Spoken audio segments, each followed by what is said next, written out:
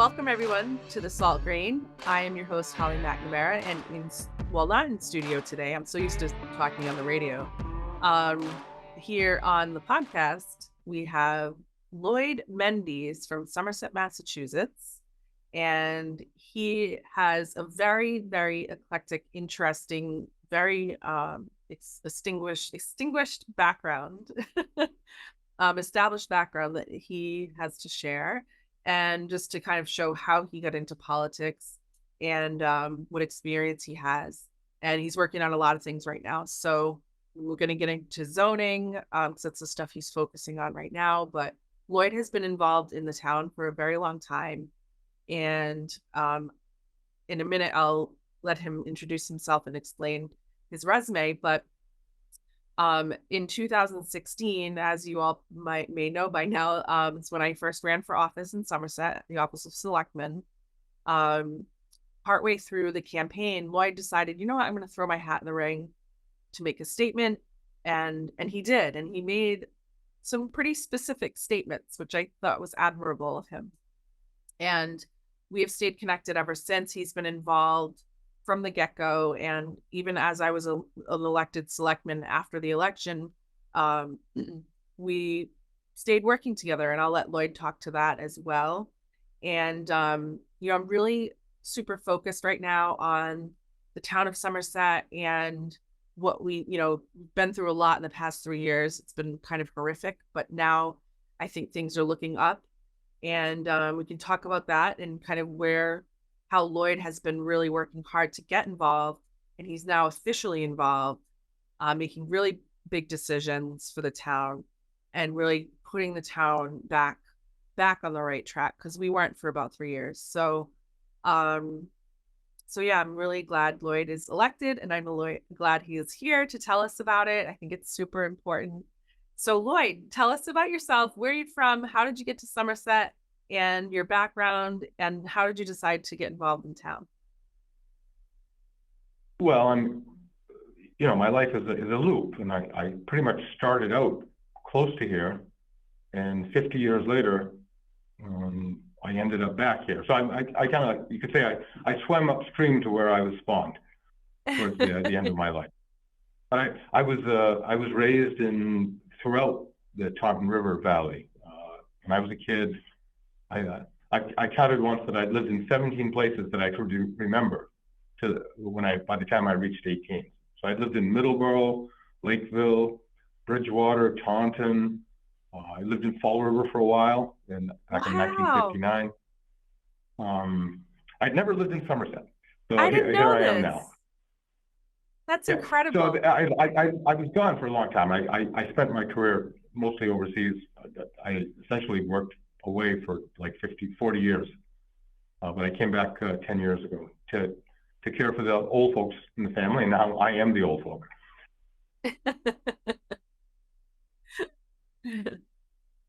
So what made you want to run for office? And I think when we both ran for selectmen, what had you run before that? I couldn't remember. I've been active in politics when I lived in Utah, as a campaign manager and things. But I worked in local governance, in local government affairs in Iraq during the American occupation, and so I was really aware of all the opportunities I missed. Because local governance anywhere in the world is a serious, tough job, and that got me interested in solving local problems. And that's many of the people that I worked with overseas, including our congressman, Jacob Vaught. These people all worked trying to address local issues overseas, and they came back reinvigorated to work with local issues at home. Wow, I didn't. You'll see that that's a lot. Incredible. Yeah. Even our current selectmen. If you look at, if you follow up some of these, a lot of the veterans who serve in government today, you'll find that many of them had experience during the last 10 years working with local boards in Afghanistan, Iraq, other places, and that's where they get the the taste for local. Yeah, our current selectman, Jacob Vaught, he was in the military for 22 years, I think.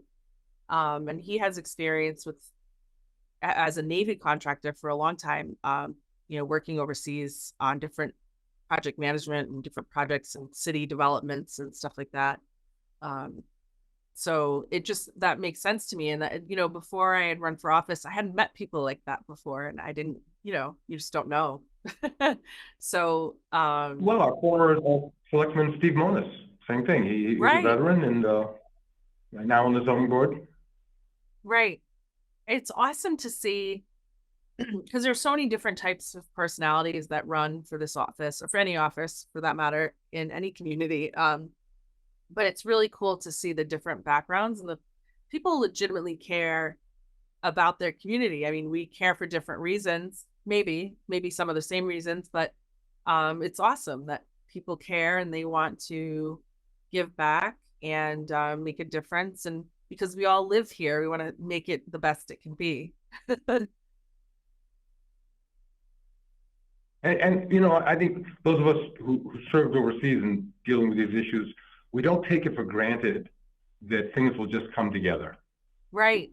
We've seen so many times when we were struggling to try to bring it together, and sometimes we succeeded, sometimes we didn't. And I think that's a healthy attitude to bring anywhere, even in America. Yeah. Yeah, definitely. Yeah, it's not done till it's done. Yeah. Yeah. So in 2016, I may already know this, I may not.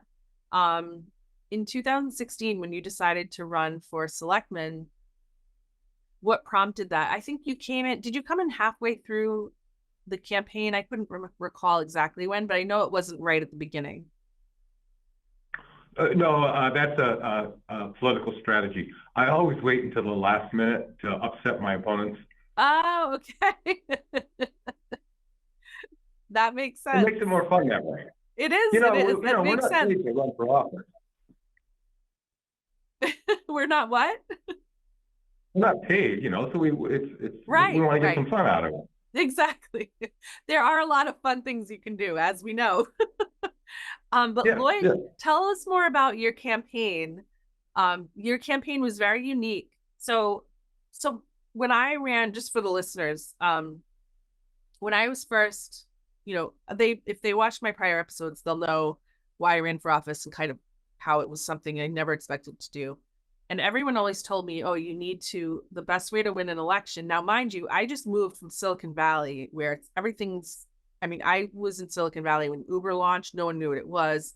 Airbnb launched. No one knew what it was. I was Airbnb-ing out my apartment and going to conferences and couch surfing. And so I'm moving home to Somerset where that's not here yet. No one knows what that is. It's like Stone Age.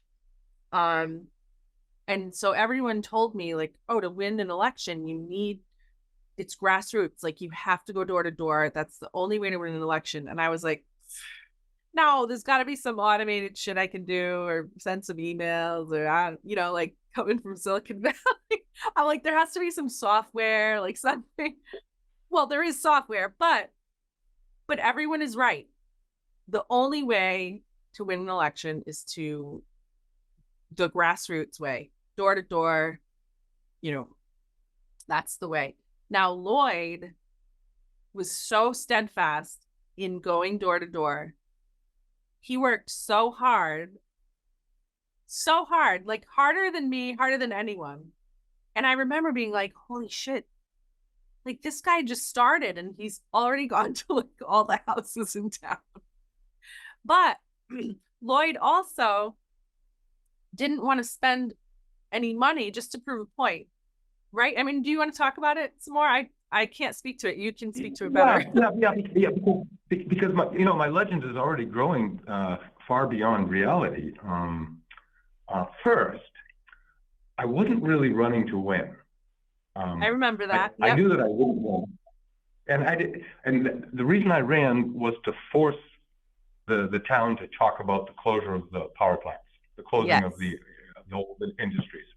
And it was something that nobody had addressed. And so I was just trying to force that on the table. And I didn't go to every door. I very deliberately did not go to every door in town. I went to the doors of people who regularly voted, and especially those who regularly went to town meetings. I was That makes trying to sense. change Yep. the attitude of people who, who make things happen. Yeah. And that, and I remember that, and a lot of the voters had already heard from you, and I'm like, that's incredible. Like he already, like, I don't even know this guy. And everyone already, had spoken to you. And I was like, well, he's working really hard. And so I was like, well, regardless of who wins, um, this person is smart and driven and cares. So I was like, I need to stay in touch with him, and he cares about the town. And you did. So after that election, you went straight to, was that the year you became the SRPEDD liaison? I can't recall. I think I was SRPEDD liaison before then. Okay. I'd been on the Economic Development Committee for a while. Oh, right, right, right. And so, yeah, so you had the Economic Development Committee. That's actually, now that I think of it, that's where I first met you, because I was going to join the Economic Development Committee. Then I decided to run for selectman. I don't know if you were at that meeting though.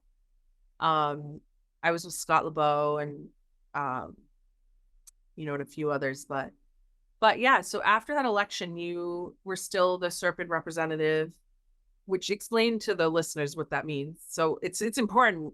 SRPEDD is a regional, like explain what SRPEDD stands for and all of that. Well, actually, let's back up. That we tend to think of towns as being the self-governing and in control of everything, but in fact, in Massachusetts and America, there's so much that happens outside the town, and you really need to be aware of what's happening at the state level, what's happening at the federal level, and town officials just don't have the time or the money to do all that research. So they depend on regional organizations like the Southeastern Massachusetts, Regional Development and Economic Development District. There it is. Yeah. It serves most of the communities in Bristol County, a few in Plymouth County, one in Norfolk County, but it's our link to the federal government.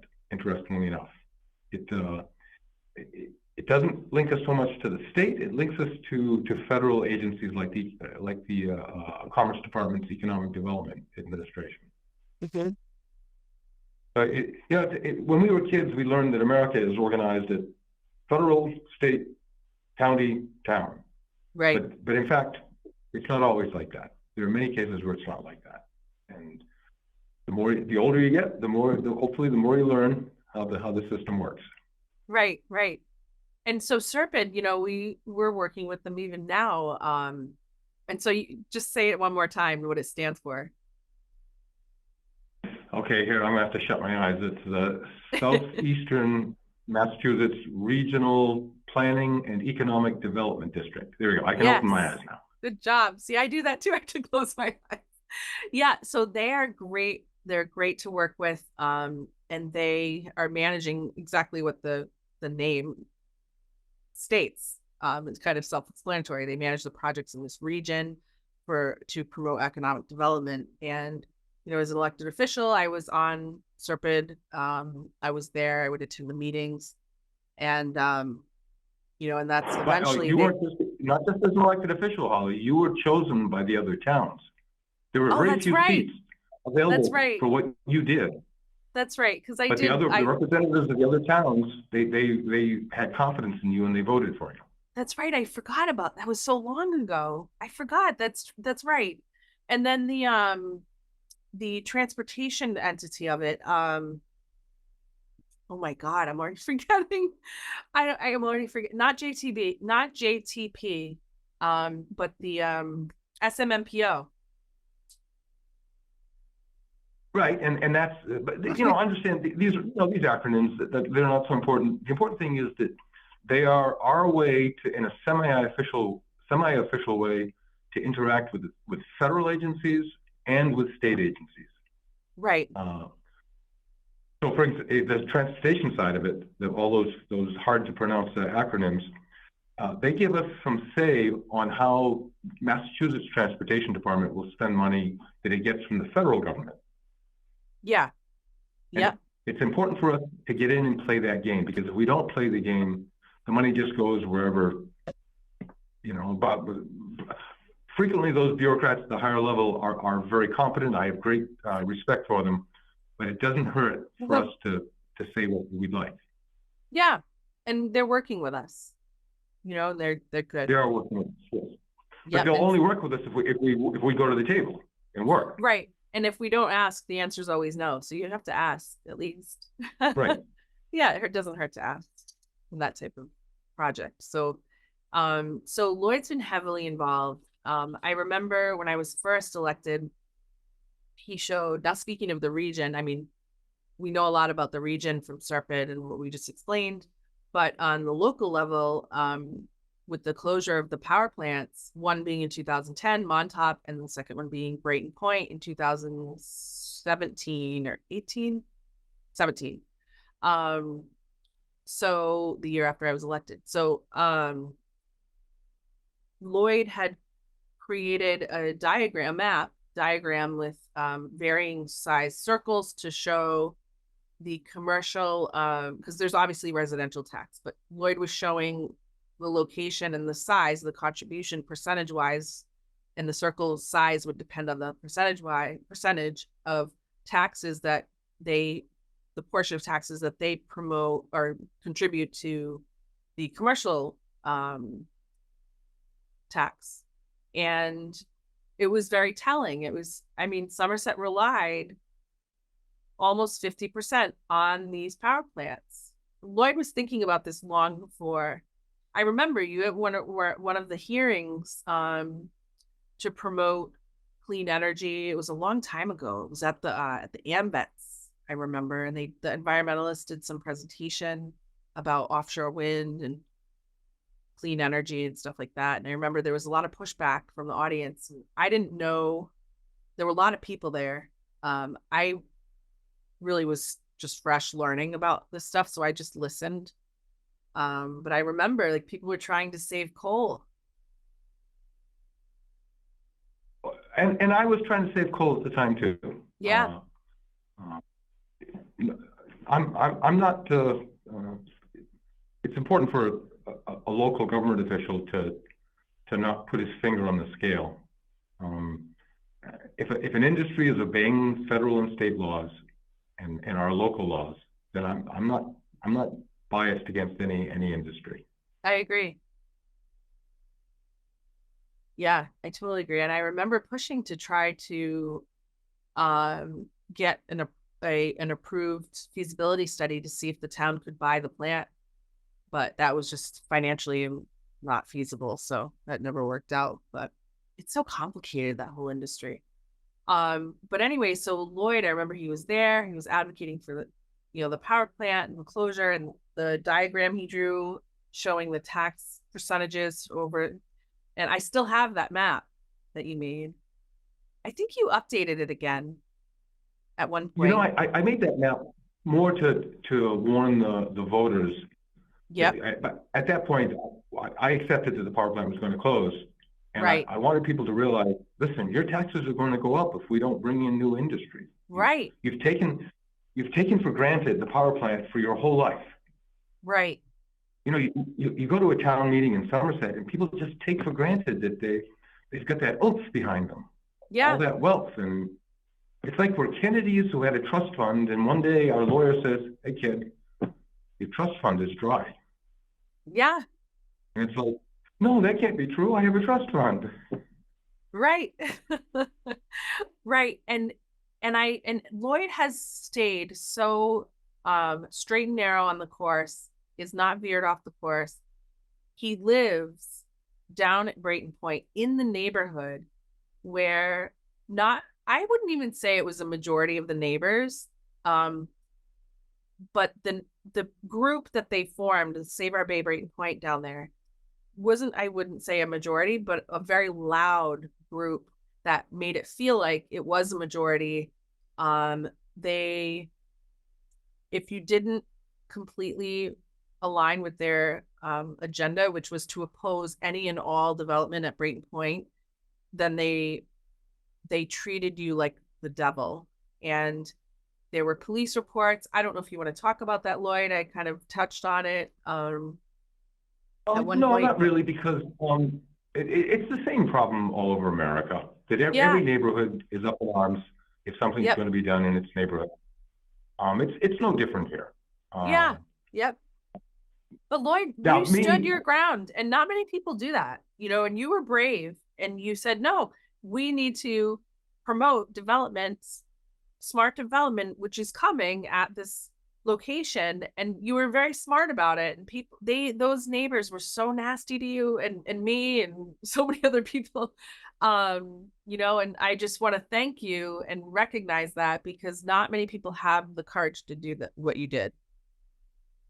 Well, you remember that I did serve the U.S. government in Iraq during the war, and for 6 years as a contractor and then as a government official. And every day of those 6 years, I knew that someone was trying to kill me. So if all you do is talk mean to me, well, you're actually, relatively speaking, being kind of nice to me, right? Yeah. It's all relative. It's all relative. It is. But see, and that's why I wanted you to tell everyone about your background, because that's, you know, that's why you do have that courage, and that makes sense. And we're grateful for that, because there were so many times where I'm like, we need more Lloyds. We need more. But you have a lot of, particularly veterans with that. I mean, look at our congressman, Jacob Vaught, the stuff he's. Yes. I mean, he's standing really bravely right now, and he seems to be standing sometimes against a very loud majority, but he holds his ground. Yep. That comes from experience. You're not born with that. Yeah, you build the courage to do it. Yep. Yeah, but it's not like you didn't inherit it. You weren't born with it. It didn't come with your family name. You got it from experience. Yeah, you build that. Mm-hmm. And my courage is we have different to encourage from our yours. people to get out and have these experiences. Right. Exactly. Exactly. It just grows with time. It's not easy. So you definitely earned that. So let's talk about what you wanted to get into zoning. You may need to tell a little bit of a backstory for what you're going to discuss for the listener's sake, because some folks don't know the backstory. I have tried on the podcast, I don't know if you've heard them or not, but I've tried to explain, generally speaking, like why I ran for office, what happened to me, why I resigned, and kind of what transpired. But feel free to pretend they don't know. So you can explain like what you're about to discuss, like whatever if you want to get into zoning, planning. So Lloyd was elected in 2022 for the Somerset Planning Board. It's a term of 5 years, correct? Correct. Okay. And so the planning board, what happens is any development in town will come to the planning board first. And you can explain this a lot better than I can, but it's an elected position. It goes to the planning board first. They review the plans. They go through a certain process. There are hearings. And what happens is the planning board, they don't give permits. What they do is they give a positive or negative referral for the project to go to the next step, which is the Zoning Board of Appeals. The Zoning Board of Appeals is a board of 3 members, 2 alternates. They are an appointed board by the Board of Selectmen that governs the town. And the zoning board goes further into the plans and has hearings and whatnot, and implements conditions or whatnot, maybe none. And ultimately, they are the ones that give the permit to said company that's going to be developing in our community. And the building inspector is the zoning officer. So he enforces the zoning bylaws and codes in whatever conditions were implemented. So we have had a roller coaster ride of this because of Brayton Point, and because it closed and was repurposed and repurchased and all, et cetera, and wind and all this stuff is coming in. So, and the issues with Prismian and the issues with the neighbors. Prysmian's awesome. I'm so glad everything's been moving forward, and the TIF was approved, and they're going to be here. Thank God. But that was dealing with the neighbors has been a nightmare. The bad neighbors, the loud ones, the Sabre Bay ones, for the town. And so Lloyd has been working hard to be sure that the entire town is considered and looking at economic development, and kind of what new things are coming. And so Lloyd sits on that planning board that, you know, those developers come to first to refer to the zoning board to get the permit. So hopefully I explained that right. Feel free to add to it. Okay, here, I'll let you take the reins. There's one little English I want to put on this ball, that when I was on the Economic Development Committee, I had an agenda, you know, that I wanted this industry, I wanted that industry. That's not appropriate when you're on the planning board or the zoning board, or if you're the building inspector.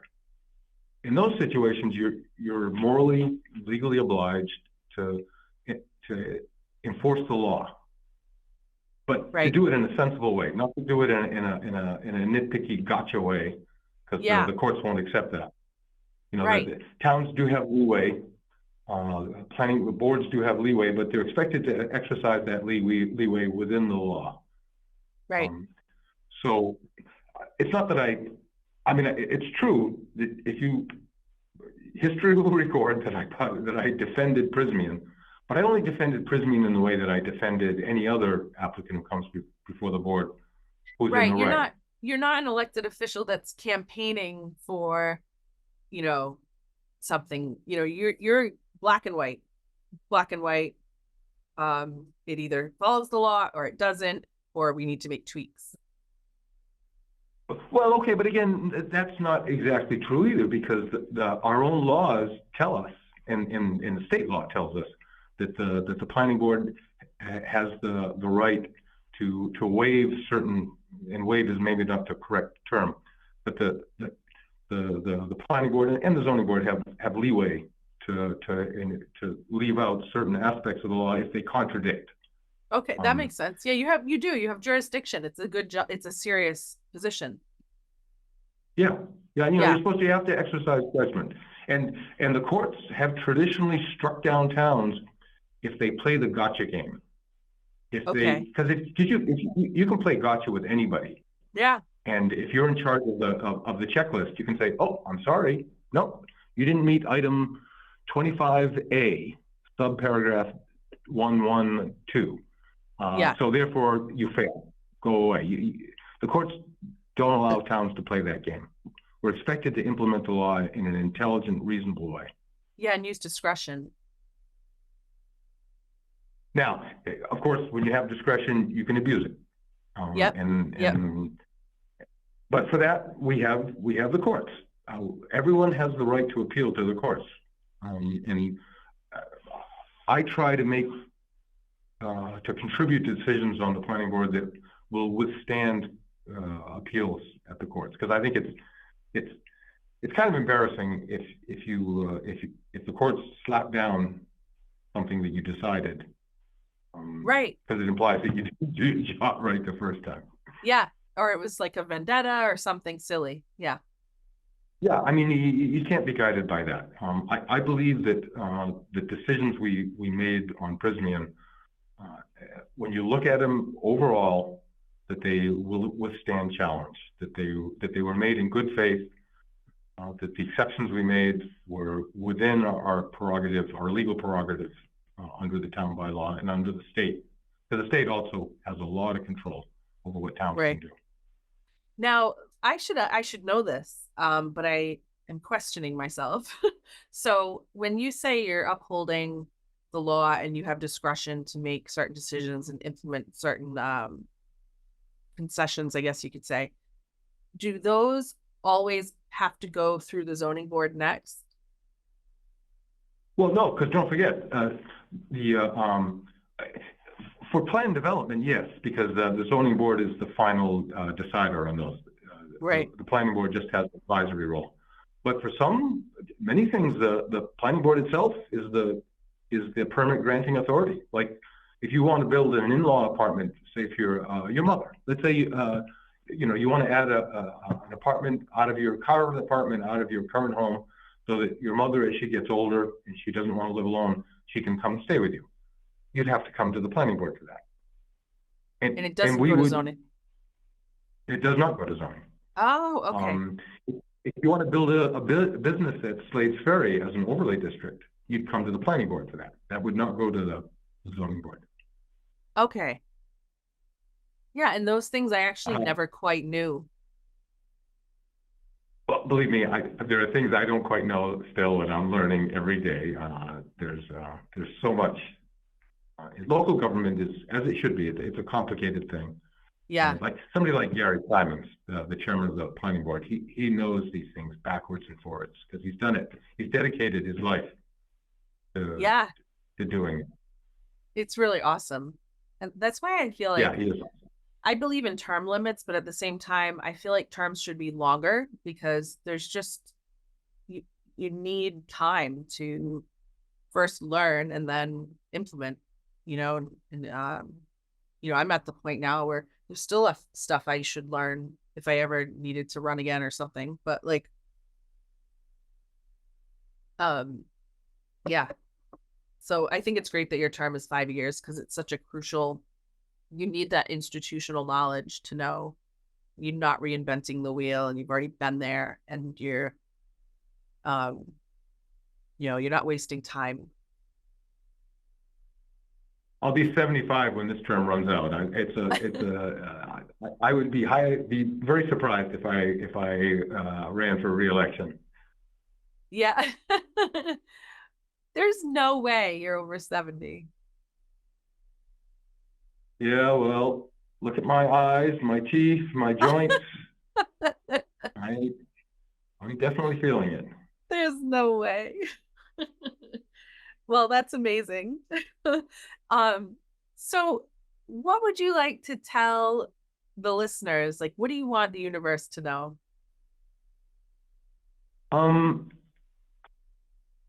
There's some, you know, the planning board doesn't deal in policy so much, but it recommends zoning changes to the bylaw changes to the voters at town meeting.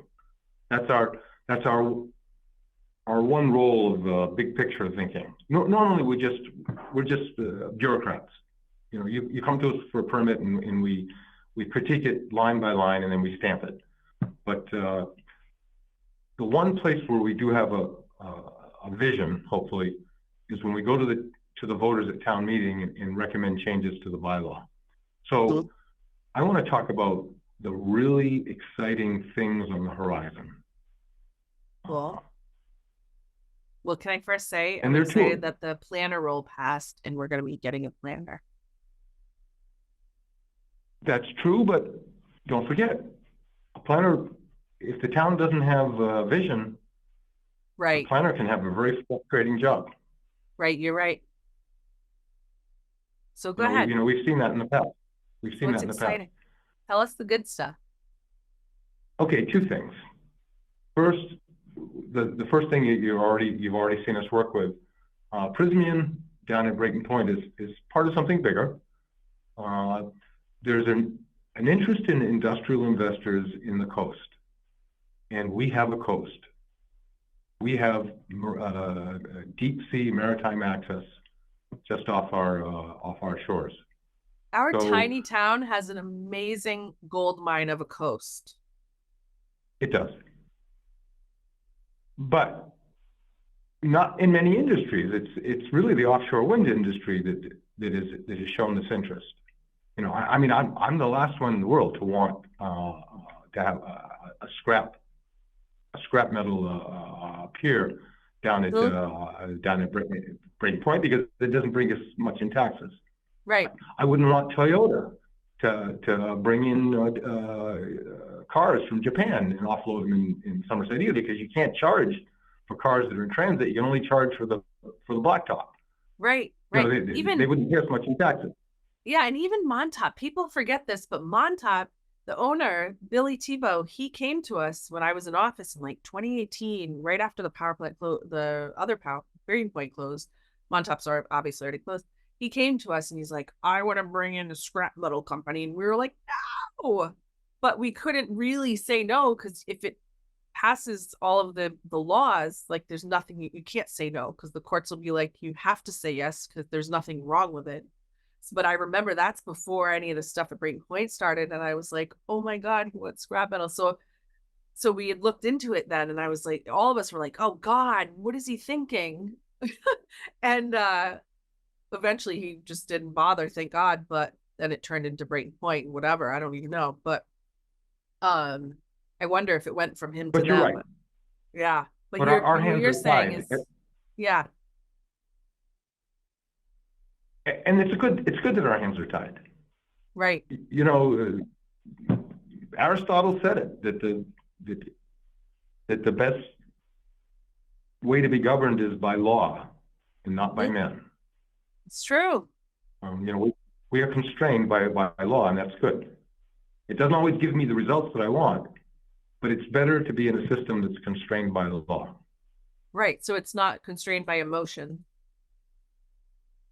Well, I would be not just by emotions, but also not by one dictator's decision. You know, Right. That too. I mean, Right. Yeah. But the exciting thing for us on the horizon for Somerset is that there is interest. There's big money in offshore wind, and they could be investing in our coastal areas, our industrial areas, and improving. I'm hoping you talked about Montauk. Montauk is a real ball of wax, right? You know, it's, you know, what are they going to do with that site? It's Right. in the middle of the neighborhood. It has lousy connections to the highway. It's terribly polluted. Yeah. I'm hoping that an offshore wind developer will want to buy it in order to use its connection to the electric grid. Yeah. Because they could bring the cable right up to Montauk, connect to the high tension wires there. Yeah. National Grid, the Oswald station, the new station's right there. Exactly. Because otherwise, there's not a lot you can do. If you go down the coast down by Gliding Hearn, our shipbuilder, where the sewer plant is, you know, Yep. you may not realize if you're not a kayaker or a boater and you don't look at the navigation charts, the deep channel, the channel large enough to carry ocean-going ships, it curves in towards Somerset down there. So actually, the deep sea channel is very, very close to our shores down there. We could easily improve the access for Gliding Hearn. We could have another offshore wind industry down there. That's Not incredible. too big, you know, it's not a big area, but there's stuff that could be done. That's incredible. And I see one of the voters is barking his approval. I'm so sorry. Three of them. I took a tour of Gliding Hearn when I was in office, and our small town is 7 miles long by a mile wide, and we have some incredible industry in our town. And I know you've always supported industry. Gliding Hearn is a shipbuilding company. They've been there for decades. They build the ferries, some of them, the ferries for, like, for example, the MBTA ferries in Boston. It's awesome. Not only, they also ship their products through the Panama Canal up to California. They They have do? supplied ships to South America. This is a major firm. And our town was founded on shipbuilding. It was one of the founding, original families it was a shipbuilding town. And it's awesome. Like, the history is so incredible. And it's so hard. I mean, for so long, I was involved in a lot of the historic, the historical society. We founded the Friends of Somerset Historic Preservation. But anyway, the industry, it goes so far back. And the coal industry, we were a major shipping port for coal. So we had the shipbuilding, we had the coal, and we had textile in Fall River. Just really, really awesome. So yeah, so anyway, you were saying the Deepwater Port at Gliding Hearn. It's like a gold mine. Well, whether or not it's a gold mine is up for private investors to decide. Um, what we can do in the town is just show that investors who come to us, applicants who come to us, will get a fair shake. Yeah. Offshore wind is running into some headwinds right now, and a lot of projects have canceled up and down the East Coast. So it's not a done deal. And I'm okay with that. I accept the constraints of capitalism. Investors have to make a profit. If in fact this is not profitable, then it won't go through. Yeah. At my age, I've seen a lot of flavors of the week. Yep. So tell us more about the exciting stuff going on. All right. What's the other exciting thing? You may not be so excited about this. I talked about industry now being attracted to our town. The other major change that could play out very well for us, because of the pandemic, work office schedules have changed. And of course, now people who work in offices can work part at home, but more and more the companies want them to go into the office. So they call it hybrid. Right. Sure. If I had the option, man, I would take this laptop and I'd go live in Timbuktu, and I'd do my job with the Somerset Planning Board remotely. But companies have said, no, that doesn't work. We need you to be we need to come into the office periodically so that you build up relationships. Right. So that we build up a team, but you don't have to be here every day. As soon as they did that, the whole game changed for Somerset, because up for the last 100 years, we've played second fiddle to Boston. Fall River and New Bedford have played second fiddle to Boston because the jobs are concentrated up there. And it's just too hard to get up to Boston. It is.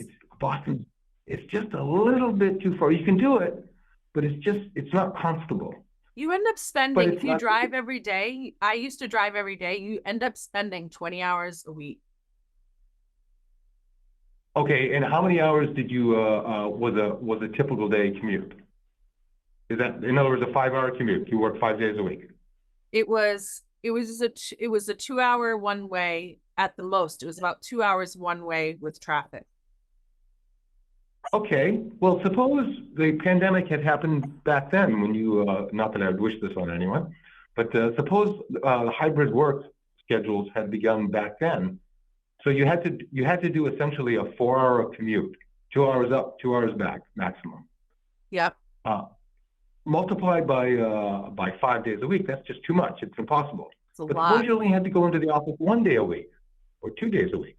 All of a sudden, it's not such a big deal. Yeah, it's great. So that's what I do now. In that environment, we can attract young working families because we have a lot of advantages. You're right. We've got good schools. Now, do we have Andover Academy? No. But for this region, we have good schools. Yes. We have waterfront access. Now, do we have Hyannisport waterfront? No. No, but it's more affordable than there, and we can access like Newport, for example. Exactly. So, the market resolves the quality of things in the price. We can attract entry-level young people starting out their families, people who have good jobs, because people who can telecommute tend to have good jobs. And their prospects are very good for the future. Those are the kind of young people we should be trying to attract. But we have to make the town welcoming for those people. And once we get them here, if our schools are good, if the community is welcoming and kind to them, we got them hooked. They'll spend the rest of their lives here. Even, they'll talk about how they wanted to live in Hyannisport, but it won't matter because they'll be here and they'll be committed. Yeah. And that's the next generation. You cannot build a town on people of my age. For town, you need to have young people coming in every generation. Right. And the school, like you said, is a big draw as well. So now even me, like I work a couple days a week in the city in Boston. And it'd be way too hard for me to drive in every day. And I am so happy being able to live here. And I love going into Boston, but at least now I don't have to exhaust myself going every single day. And you know, South Coast Rail won't change that. It's still going to be a very, very long. It's a 90-minute commute, one way Yep. on South Coast Rail. So again, South Coast Rail wouldn't have helped us so much, but we got a lucky shot from the pandemic now. Yeah. And that sounds horrible to say, but the It's good true. effect of the pandemic is the U.S. economy has shifted to a hybrid work schedule. And Yeah. we can compete in this. You're We right. can compete. Now, the things we have to do, we have to welcome apartments. Young people don't have the money to come down and buy single-family homes in our town, Right. not anywhere. Exactly. If we want young working families, we need to build market-rate apartments. Yep. I think we need to facilitate telecommuting. Do you know we have high-speed fiber optic runs through this town? Did you know? Not too many people know that. Nobody in town takes advantage of it. We have high-speed fiber optic what? We have a high-speed fiber optic cable that comes from Cape Cod. It runs It's under just sitting there? the Taunton River. It's just, well, it's not sitting there. It's like having the interstate run through your town, but having no access ramps. Wait, does this impact the ability to have other options other than Comcast? Not throughout the whole town, because it's a cable that runs from you know, the rotary down at the beginning of Route 103, Yeah. at the foot of Slade Ferry. It crosses there where all the cables cross over. It runs up Break Nav to Slade Ferry, and then it runs along Route 6 all the way to Providence. Okay. So, you know, that's not going to help people in the north end of town. It's not going to be useful, say, for people in the north end of town to have better television. That's not the point. For me, the point is it would allow people who have the money to pay for it to telecommute. People with good jobs, well-paid jobs, would hook up, if they lived along Route 6 or Slade Ferry, they could hook up to this high-speed fiber optic and work at home. And people in the knowledge industry. Yeah. Absolutely. So there's that. We do have telecommuting options, possibilities in town. We're not using them, but we do have it. Yep. We have the possibility. We could facilitate long distance commuting by public transit and by car commuting. You know, even though we're a little bit too far from Boston, we got great bus connection to Manhattan. You can believe that. You're right. I've taken the bus to Manhattan before. We have a couple of buses a day that leave Fall River en route to Manhattan. They link Cape Cod. It's not for us. It was meant for Manhattanites who want to live on Cape Cod and go back and forth to Manhattan. Oh, I didn't know about that. Well, and then they have ferries. We're not the favorite child. We're not the favorite child in the family, but we're not. The stuff is out there. But even the unfavored child can reach up and get some of these goodies. Well, and you probably remember when I was doing that whole Hyperloop thing. People were like, "Wait, you're just doing this because you live in that town." I'm like, "No. Has nothing to do with me. It has to do with the fact that I am the messenger and we're on a gold mine and you just need to know it." And I'm just the messenger. And I ran for office, yes, but I ran for office because I believe in my community and you need to know about it. And everyone's like, but I don't get it. And I'd have to like explain. John Myron and I did a whole presentation for the company Hyperloop One, which became Virgin Hyperloop One because of Virgin Atlantic with Richard Branson. And then he left because of a conflict. And now the company has closed. But anyway, back to your point, I get it. Like Somerset, you know, you and I both have lived away and have moved back and whatnot. And we know what the perception is, because no one understands like where the heck we are. Like, wait, you're in an armpit of Massachusetts. How far are you from Boston? So we kind of have to self-promote. Self-promote, but also something else we have to do. We have to take advantage of what's out there. Yeah. I'm inspired by an analogy that Booker T. Washington made 100 years ago about casting down your bucket where you are. To not waste your life dreaming and wishing about what you don't have, but to look around for what you do have and use it. We have resources. We will soon, in a couple of months, we will have South Coast Rail bringing us up to Boston. Now, it's not going to solve all our problems, but it could attract a certain group of teleworking young people on hybrid schedules working in Boston. We have, Right. like I said, we have the Manhattan bus. We also have a commuter bus to Providence every day. We have a RIPTA bus, comes to Fall River and Somerset.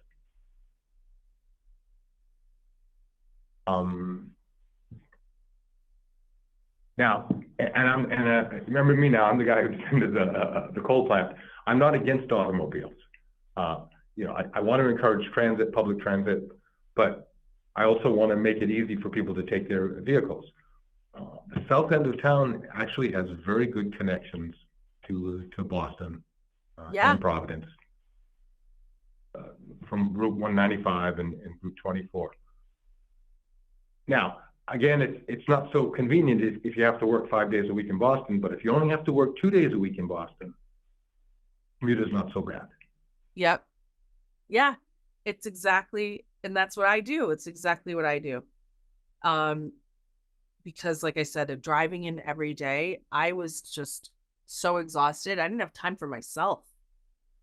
And I tried to make the rides enjoyable, but you know, and I tried to, like, it was my time to wind down or make a phone call, but like you can only do that so much. It's exhausting.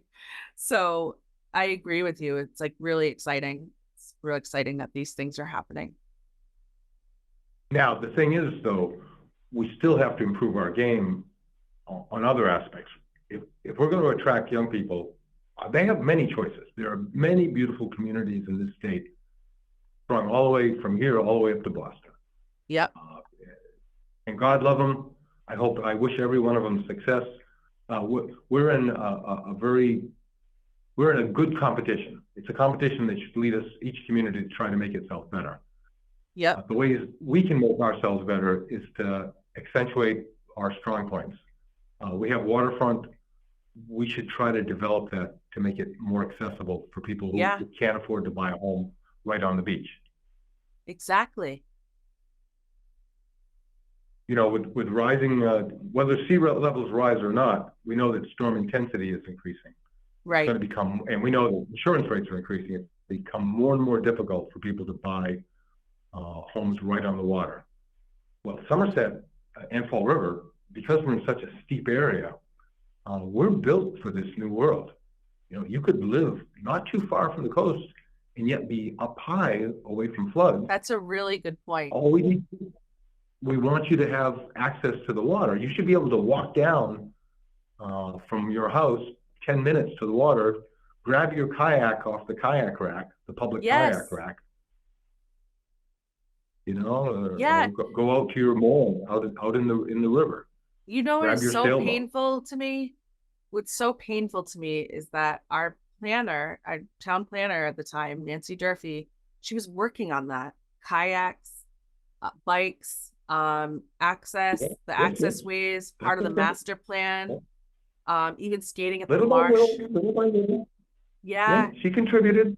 And a lot of her initiatives have were either completed or they're still in track.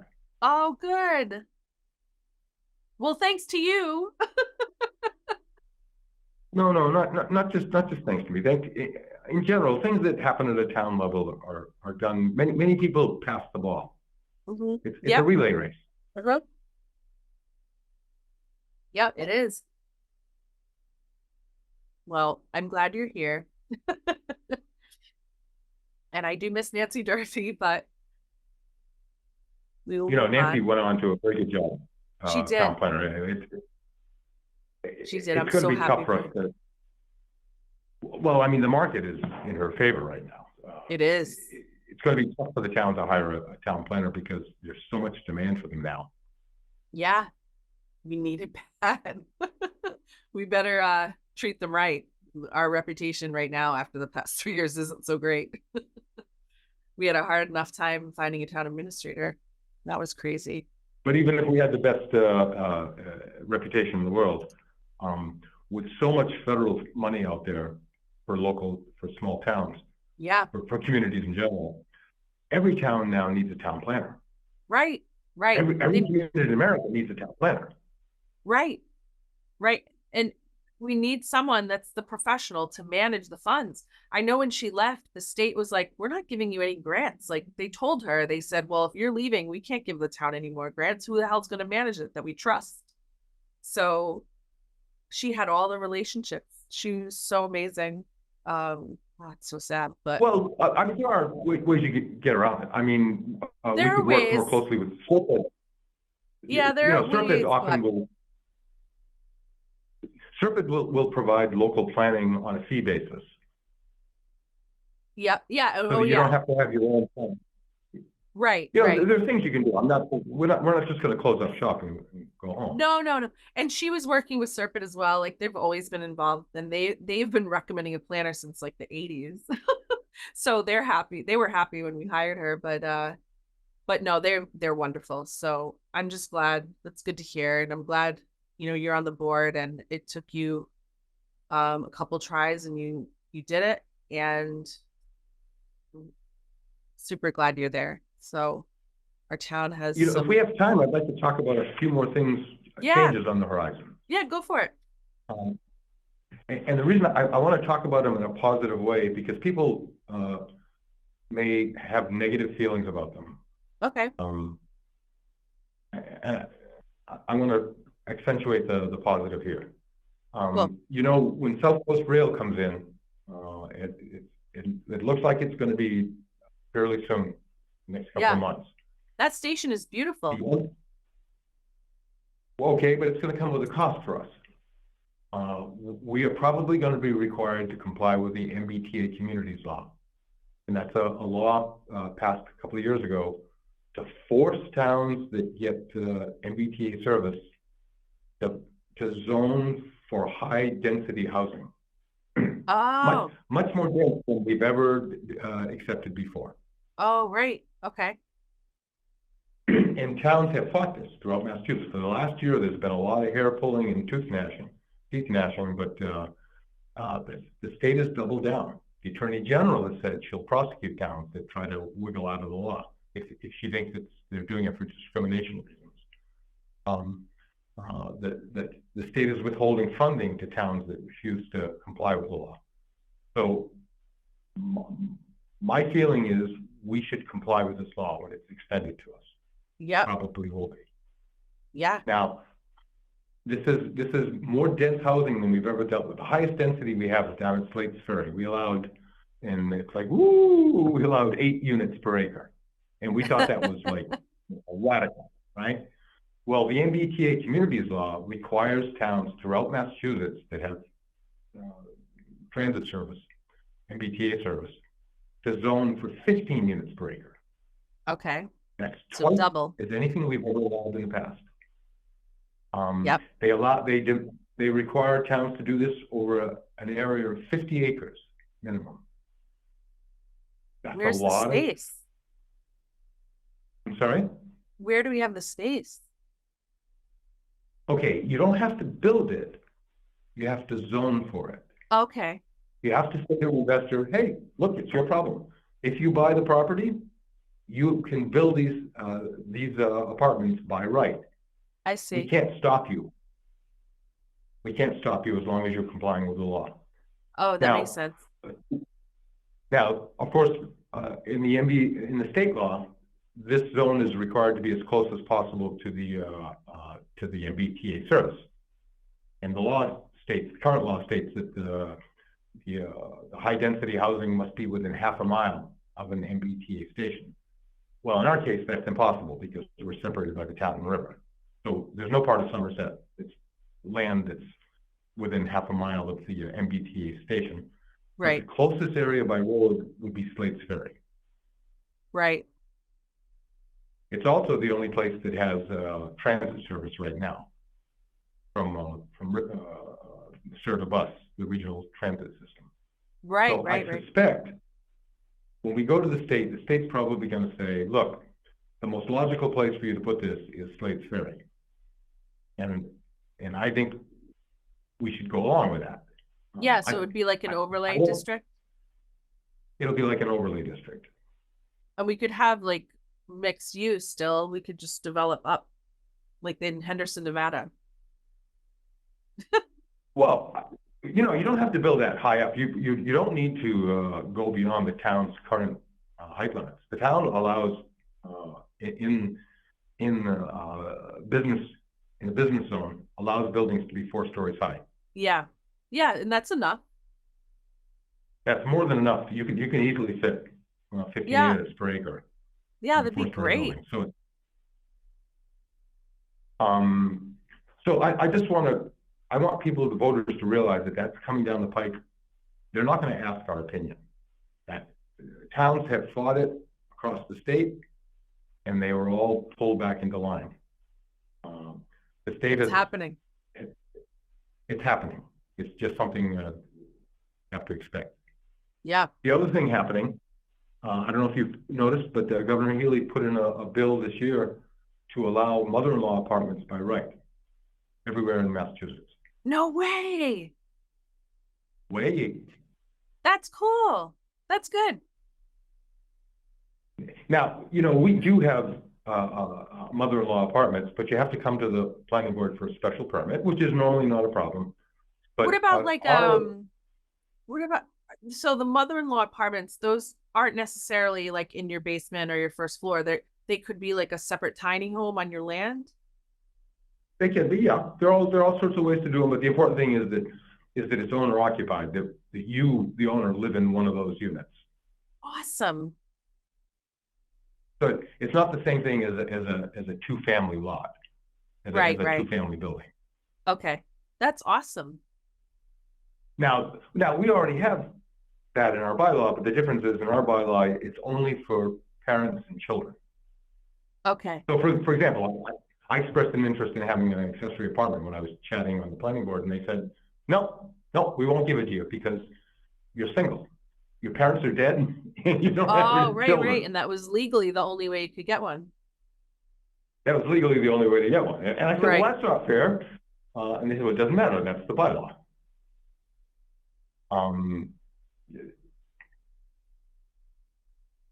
And you wouldn't have to go to a board to get the special permit. But anyway, I mean, that's just, it's a law that Governor Healy proposed. It may not pass.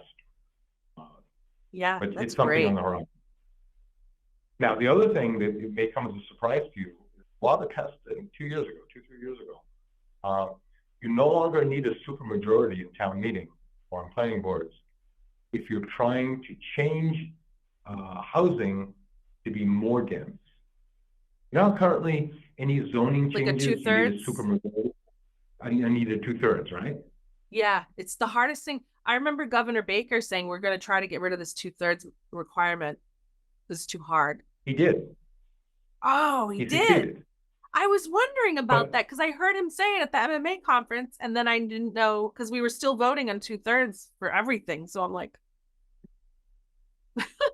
Well, he only got rid of it though if you want to increase density, if you want to Okay. add more units, but if you want to decrease the density, you still need a 2/3 majority. or if you want to do anything else that takes 2/3, it still takes 2/3. Correct. Oh, that It's sucks. only to reduce density. Excuse me. It's only to increase density to allow more apartments per acre. Why? Where you need a majority. No, it needs to apply to everything. The 2/3 requirement is insane. Town meeting is insane. You know, for me, I take with I deal with state and federal law like it's a hurricane coming in. It's just it's a force of nature. I deal with it. I don't serve in the legislature, so if I served in the legislature, I'd be anguished over why it's this way or why it's that way. But at the local level, I read the law and I try to figure out how I can make it work for us. Yep. It's so interesting. I was wondering about that 2/3. That the rest of it needs to go. I think town meeting needs to go, but that's a whole other podcast. Oh no, actually, I disagree with you. I love town meeting. I think it's amazing. We're doing something that's 400 years old. It is cool. That is cool. I agree with that, and I love the fact that it's still here, and like we're kind of representing. Like it's not that way everywhere. So it is pretty. It's a cool historic thing, and I do appreciate being able to discuss things, but it's hard when people they don't come informed and they argue and just cause a scene, and that's the stuff I hate. But I think we all hate that. Democracy is messy. Democracy is messy. Yeah, it is. It is. Yeah, the Chinese were Xi Jinping was kind of taunting us that we're making all these mistakes and we're so noisy and messy about it. But I think in the long run, a system where people argue out in public and painfully come to a consensus, I think that system will be more successful. Yeah.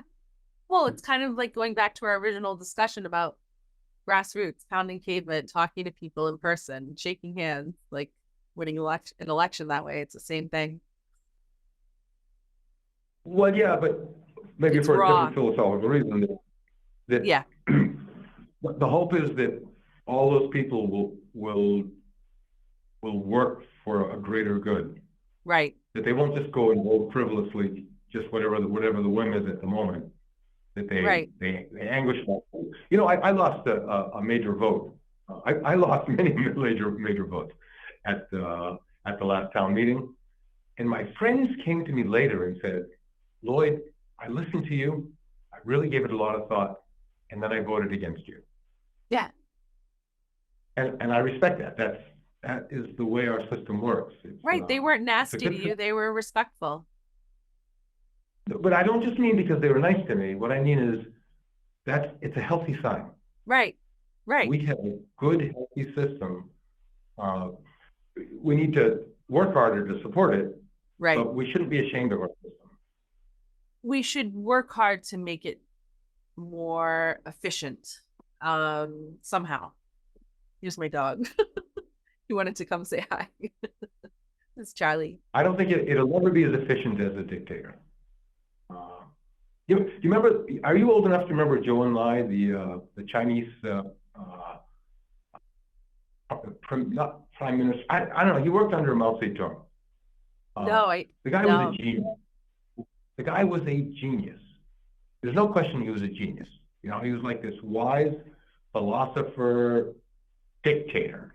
He was a dictator. And he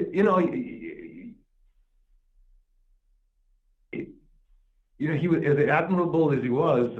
I don't think a system that depends on a wise dictator has a long-term future.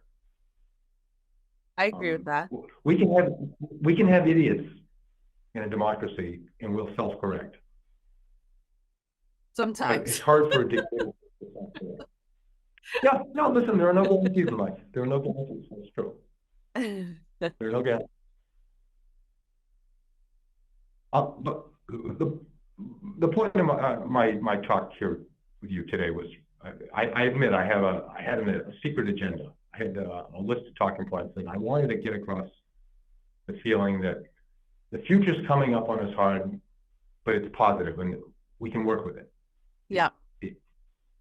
I think things will work out well for us if we face the future and we try to figure out how to make it work for us. Yeah.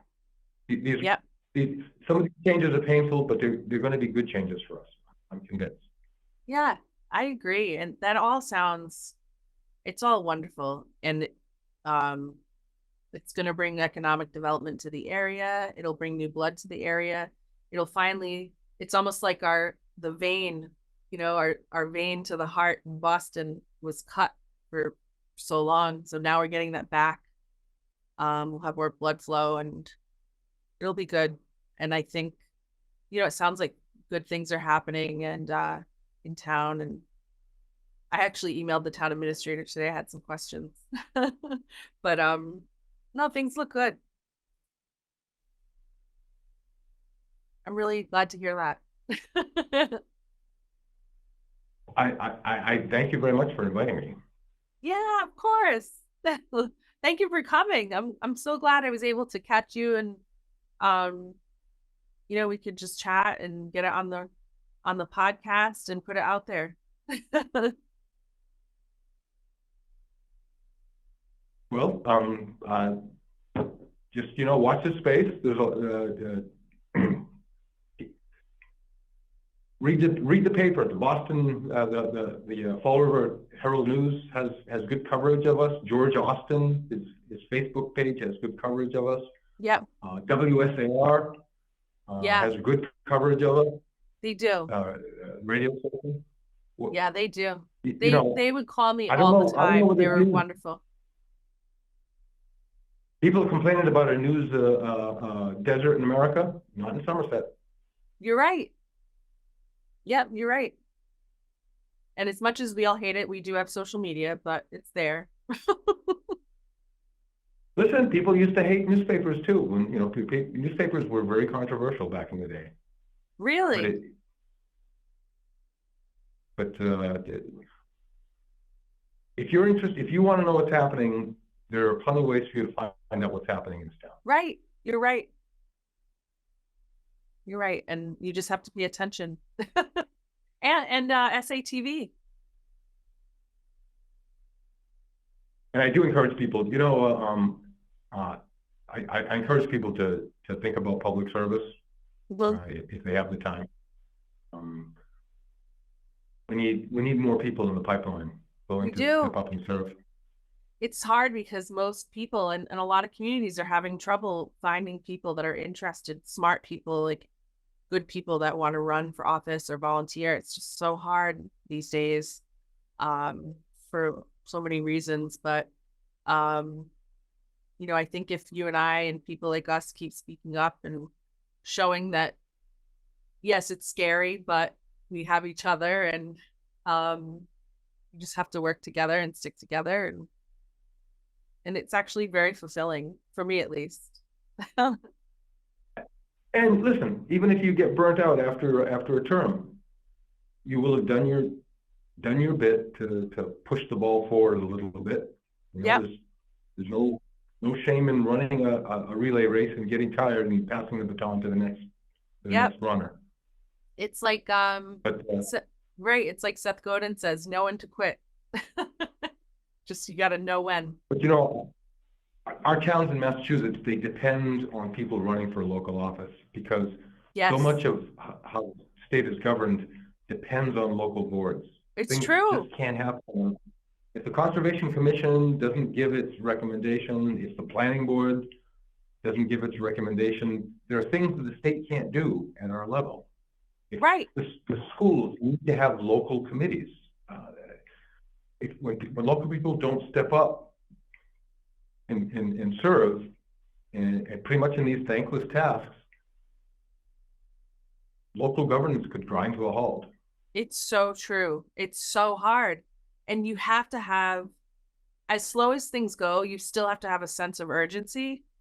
And in that sense of urgency comes from caring, sometimes a little too much for some of us, but that's what moves it forward, because you have to be self-motivated because you're not getting really paid at all to do it. And it does. I'm paid 20 cents an hour, I'll have you know. What's that? I'm paid 20 cents an hour. I think I calculated it out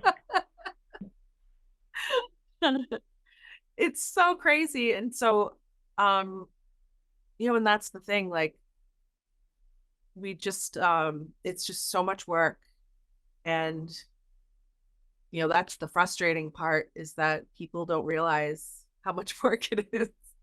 And some people throw monkey wrenches in the mix, but, I guess it's how it goes. That's how it goes. Yep. how it Well, goes. again, I thank you very much for hosting me. I Yeah, look, absolutely. Thanks for coming on. I'm so glad we could do this, and my producer will piece it all together. And it should hopefully launch this Wednesday. And I'm saying that now, and it will probably be on the recording. Hopefully, it will be this Wednesday. And send me the link, all right? Because I probably will not be able to find it on my own. oh, absolutely, yeah, I'll send it to you for sure. And All right. yeah, I'll keep you posted. And to our listeners, thank you for listening. And if you want to reach out, shoot us an email, and I can always reach out to Lloyd if anyone wants to get in touch with Lloyd. Absolutely. Yeah, you know how to reach me, and salt@hollymac.com or info@thesaltgrain.com. And you know the Facebook page, there's a group, there's a website, and the whole 9 yards. So thank you everyone for listening. And Lloyd, thank you for being here. And I will talk to you soon. Bye-bye. Thanks, Lloyd. Bye.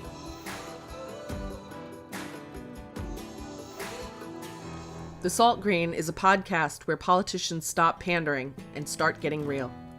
This podcast is me, Holly McNamara, various co-hosts and guests. Our post-production is done by Pixella Films. For more content and all social media links, you can find us on thesaltgrain.com. Thank you for joining us while we take you into our world of public service, and be sure, as always, to take everything with a grain of salt.